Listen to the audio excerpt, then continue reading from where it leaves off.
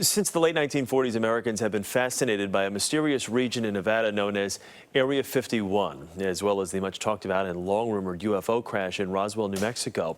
A new book attempts to separate fact from fiction, as Molly Wood of CNET reports. Desert of western Nevada. Some 80 miles northwest of Las Vegas lies the most talked about top secret military base in America, Area 51. For 6 decades, it operated in total secrecy. Even the government denied its existence. Trust me, it's there. But it became home to conspiracy theories involving aliens, flying saucers, and high-level cover-ups. Newly declassified documents finally give a glimpse into this mysterious place and its essential role in the space race and the Cold War. Area 51 was set up to push military, science, and technology faster and further than any other nation. Journalist Annie Jacobsen wrote Area 51. It chronicles what happened on that base in the 1940s, 50s, and 60s. She spent years interviewing those who worked there. They're kind of a fraternity of formerly secret spies and scientists and spy pilots and engineers, all of whom know one another. They spent most of their lives hiding what they did at work every day. Now these veterans are finally able to talk about what went on inside the base. And we went with code names. I was Thunder.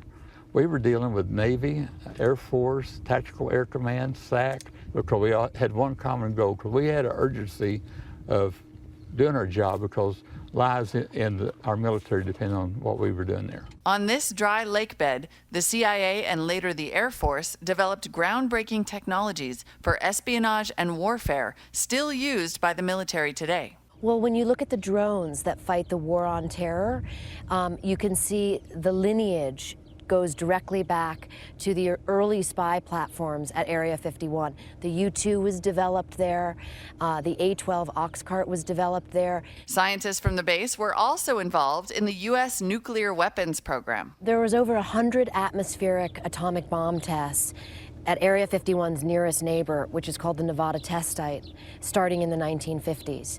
Many of the men in my book worked on those bomb tests. But to most of the world, Area 51 is famously known for the alien conspiracy theory that involves a UFO that crashed in Roswell, New Mexico. Jacobsen cites an anonymous source who gave her a surprising explanation. A flying disc really did crash in New Mexico, and then it did wind up at Area 51. It did not come from Mars, it came from Russia. And Jacobsen's source claims there were pilots in that flying disc, not aliens, but Russians. And this is the information that came to me from the source, who I absolutely believe, I stand by. I've spoken with him since the book has been published. And what he said was that the child-size aviators had been the byproduct of this horrific human experimentation program by Stalin in collaboration with the doctor from Auschwitz, Dr. Joseph Mengele. Eventually, my source told me, we chose to do the same thing.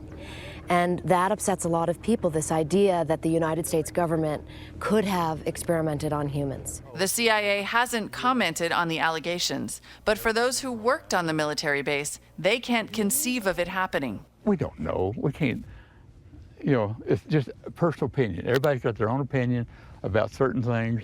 I just can't picture it. Because I would then be forced to say, I don't want to be part of it.